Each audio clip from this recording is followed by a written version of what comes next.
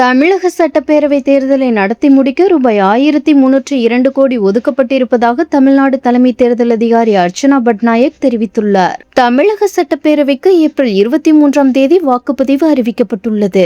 பதிவாகும் வாக்குகள் மே 4ஆம் தேதி எண்ணப்படவிருக்கும் நிலையில் தலைமை தேர்தல் அதிகாரி அர்ச்சனா பட்நாயக் செய்தியாளர்களிடம் இன்று விளக்கமளித்துள்ளார். அப்போது அவர் தெரிவித்திருப்பதாவது: தமிழக சட்டப்பேரவை தேர்தலை நடத்தி முடிக்க ரூபாய் 1302 கோடி ஒதுக்கப்பட்டுள்ளது.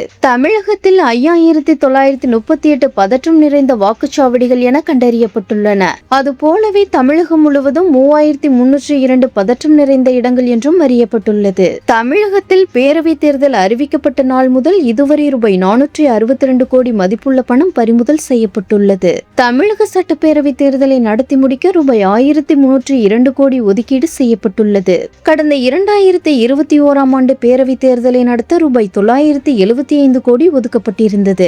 அதுபோலவே 2024ஆம் ஆண்டு மக்களவைத் தேர்தலின் போது ரூபாய் 1009 கோடி ஒதுக்கப்பட்டது குறிப்பிடத்தக்கது என்று அவர் தெரிவித்துள்ளார். மேலும் தேர்தல் பணிகளுக்காக வரும் 13ஆம் தேதிக்குள் துணை ராணுவ படையினர் தமிழகம் வருகை தர இருக்கின்றனர். இதுவரை 85 வயதிற்கு மேற்பட்ட 2.5 லட்சம் பேர் தபால் வாக்காளர்களாக பதிவு செய்திருக்கிறார்கள் என்று அர்ச்சனா பட்நாயக் தெரிவித்துள்ளார்.